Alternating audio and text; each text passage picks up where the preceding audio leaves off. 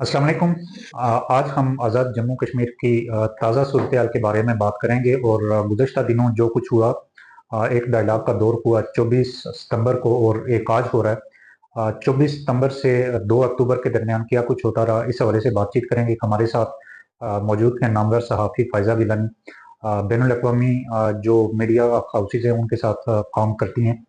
बहुत शुक्रिया आपने वक़्त दिया। सबसे पहले ये बताइए कि अभी की जो ताज़ा तरीन अगर हम बात करें तो आज़ाद जम्मू कश्मीर में जो फेडरल गवर्नमेंट की एक कमेटी गई है, उसके डायलॉग हो रहे हैं अवामी एक्शन कमेटी के साथ। अब जो गुज़श्ता दिनों के जो मामलात और वाक़यात हैं तो उनको के बाद ये डायलॉग हो रहे हैं, क्या गवर्नमेंट पहले इस तरह स्टेप नहीं ले सकती थी? बहुत शुक्रिया दानिश साहब का। गवर्नमेंट को पहले तो अगर वो ये स्टेप ले ही रहे थे तो मैं कहती हूँ कि उन्हें जो इन्फॉर्मेशन का इन्होंने ब्लैकआउट किया हुआ है कश्मीर के अंदर, इंटरनेट और मोबाइल फोन सर्विस मुअत्तल करके रखे हुए हैं इन्होंने 28 तारीख से, पहले तो वो बहाल करते, उसके बाद जाते हैं मुज़ाकरात करने, जी, ताकि लोगों को भी पता चलता कि क्या मुज़ाकरात हो रहे हैं, ठीक ठीक है। है? ताकि पब्लिक को पता चलता, पाकिस्तानी कौम को भी पता चलता कि असल बात क्या है। क्योंकि ये जो इन्फॉर्मेशन का ब्लैकआउट इन्होंने किया है, ये बेसिकली इसलिए किया है कि लोगों के अंदर फेक न्यूज़ को फैला सके, एक नैरेटिव बिल्ड कर सके कश्मीर को लेके कि कोई कश्मीरी पाकिस्तान के खिलाफ है या पाकिस्तान के अगेंस्ट कोई प्रोपेगेंडा कर रहे हैं। तो सही। पहले तो मैं ये क्लियर करना जी, चाहती हूँ। बाकी जहाँ तक आप कहते हैं मुज़ाकरात की बात, मुज़ाकरात पहले ही हो सकते थे। ये चीज़ें पहले इस प्रोटेस्ट से पहले भी तय हो सकती थी।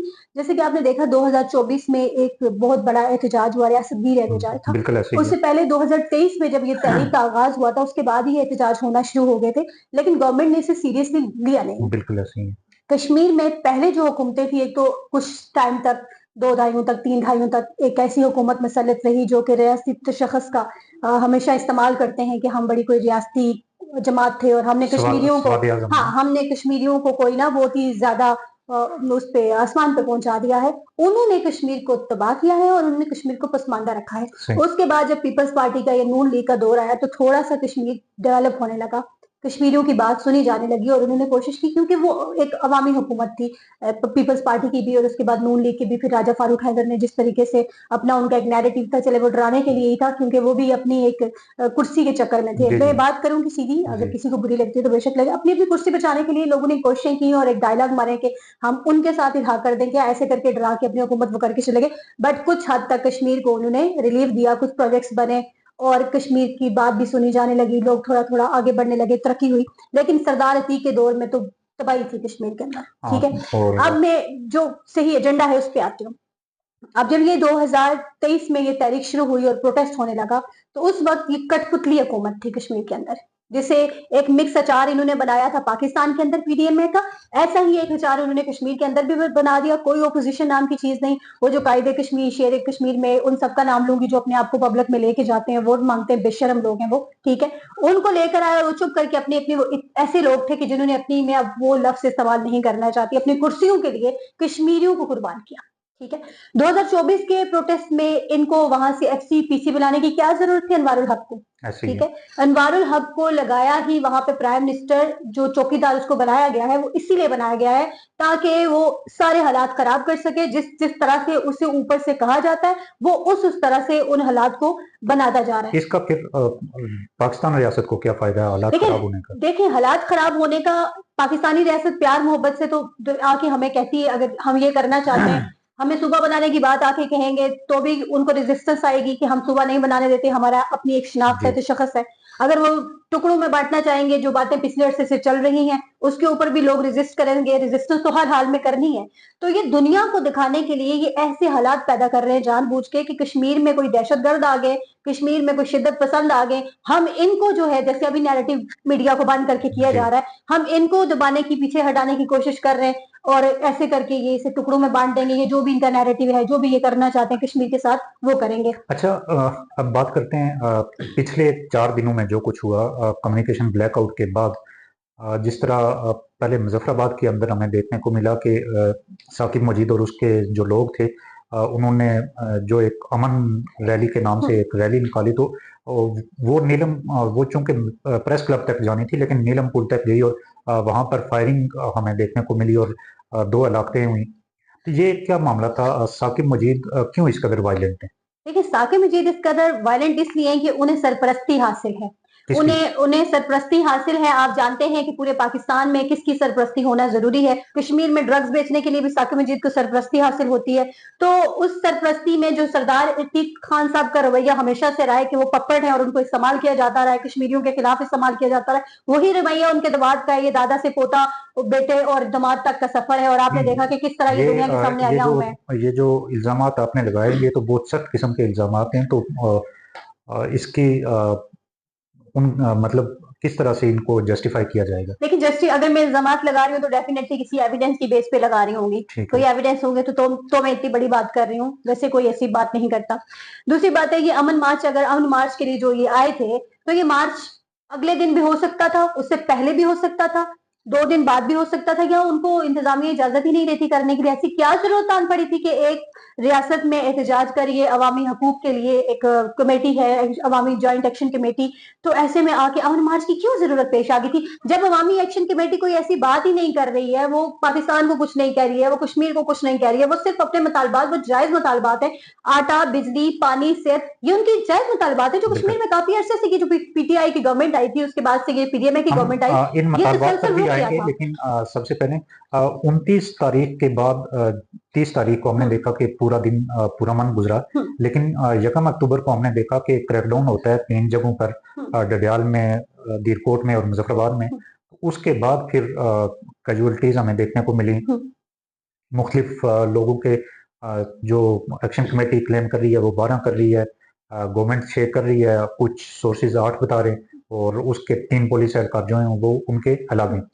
तो ये जो कल कैजुअलिटीज हुई हैं और कल जो सूरत हाल बनी, और फिर हमने रात को देखा इस्लामाबाद पुलिस की जो फुटेजेस आई उन पर भी तशद्दुद हुआ है। और फिर जिस तरह से चमियाटी में जिस तरह 3 पुलिस एहलकार उनकी कैजुअलिटी हुई, ये हुकूमत ने क्यों क्रैकडाउन करवाया? हालांकि प्रोटेस्ट तो उस तरह से वायलेंट नहीं थे। देखिए, प्रोटेस्टर्स ने पहले भी कोई वायलेशन नहीं किया, वो पुरअमन थे। 2024 में भी तब भी वायलेंस हुआ।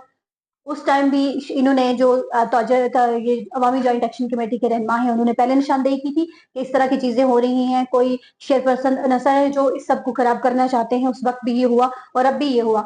गवर्नमेंट बेसिकली ये जो अनवारुल हक है, इनकी जो मुझे समझ आई है, ये एक अजीब तरह का करेक्टर है। ठीक है, ये रियासत की ताकत इन्होंने शो किया है कि बड़े हम कोई रियासत ताकतवर है और हम अपने ही लोगों के खिलाफ इस तरह का क्रैकडाउन करते हैं।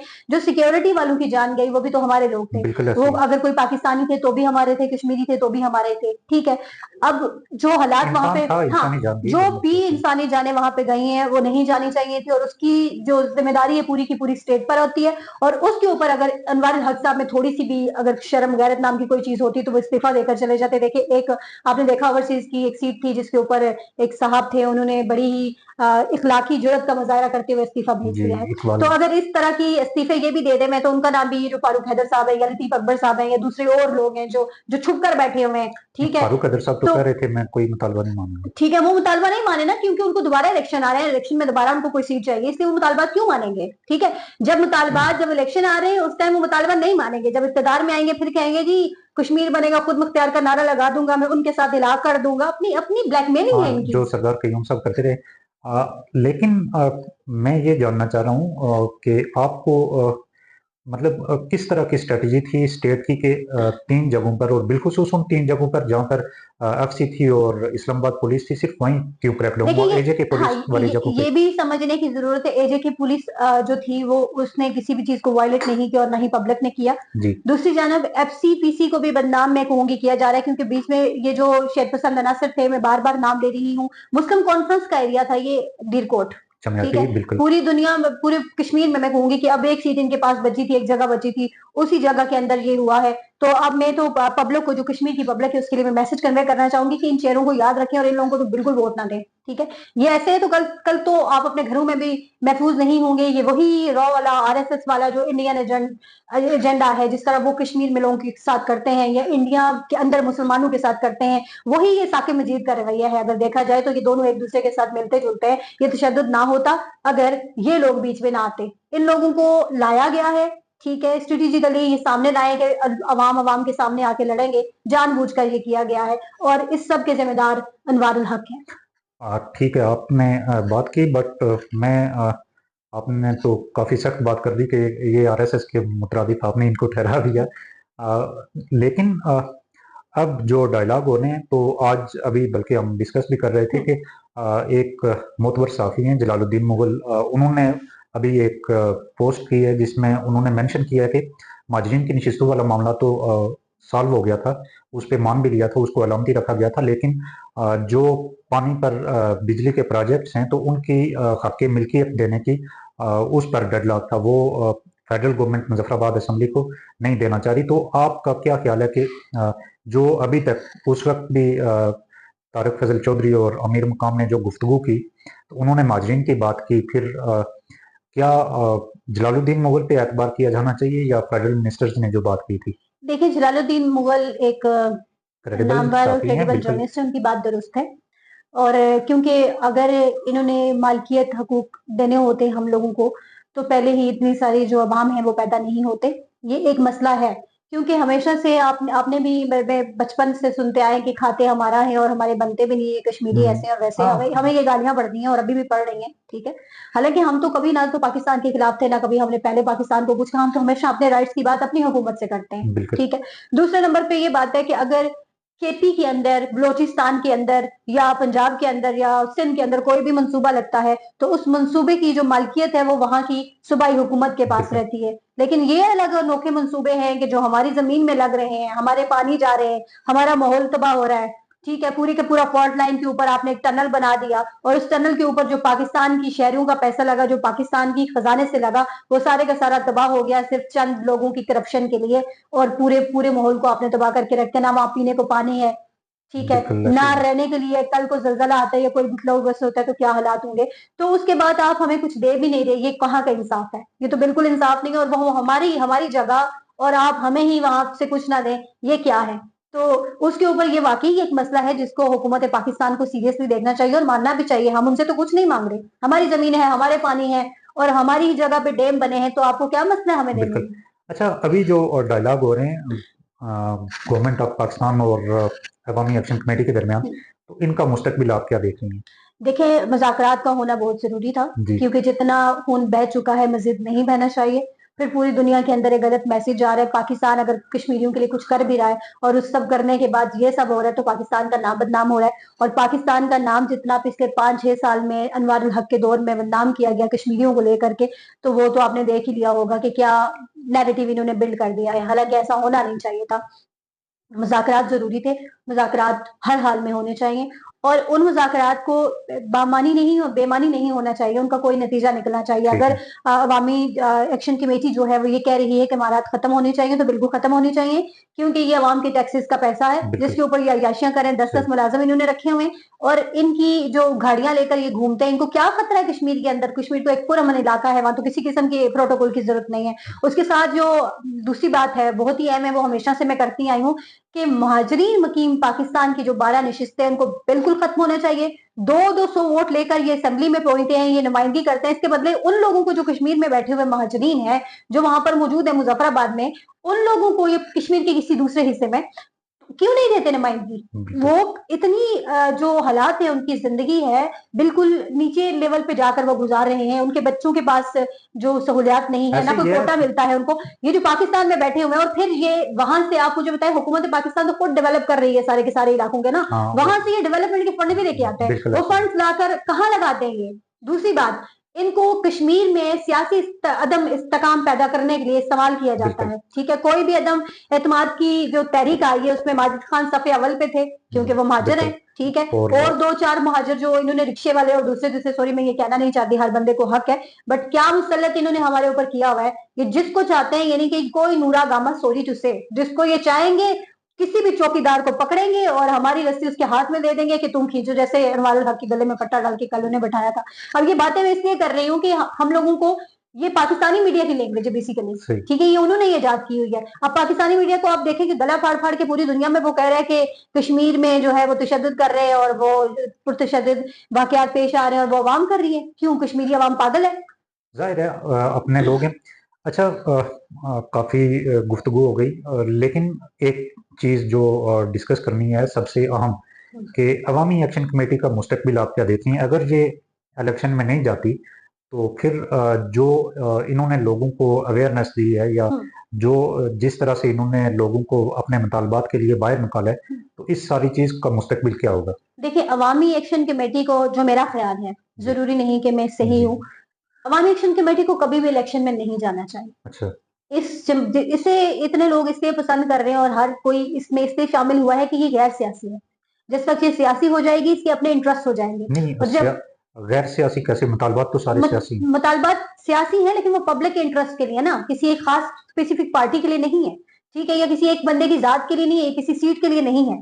जब तक इनके मुतालबात किसी पार्टी के लिए नहीं, किसी बंदे की शख्सी जरूरत के लिए नहीं है, उस वक्त तक तो ये ठीक है। लेकिन जब नहीं। इसको, अगर जी फॉर एग्जाम्पल मैं इसको एक्सप्लेन करती हूँ फर्दर, फॉर एग्जाम्पल अभी अवामी एक्शन कमेटी जो पब्लिक की बात करती है, जी।